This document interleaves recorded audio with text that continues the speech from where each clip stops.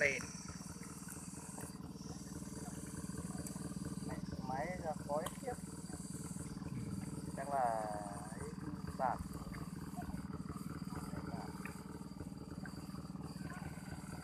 thôi chết cái này á, cái này người ta thấy người ta bảo là ôi cái này không được ăn. Đã thấy luôn rồi mà đó, không thấy mạ đâu mà thấy ít đó. mạ thì cũng đang còn non mạ non.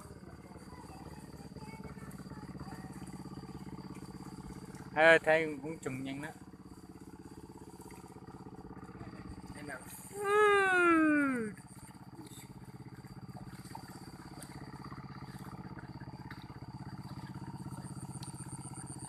Còn đấy cái gì phải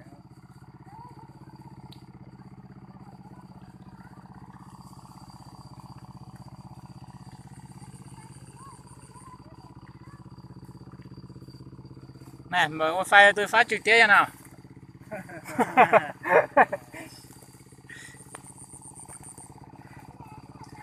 Phát trực tiếp một tí mày đi nhà mi mới mở được xem chứ.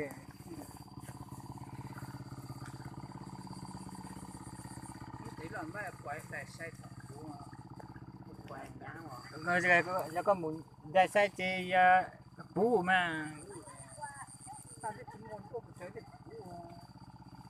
anh nhớ chứ 16 gì chứ. thế là chưa bằng này 246 gì 64 gì. nó tên chỉ là có chút là 36 Cái nhất mình lại ăn xong nó sẽ tạo tao mang lại cái cho nó cái mình lại cho giảm phong công.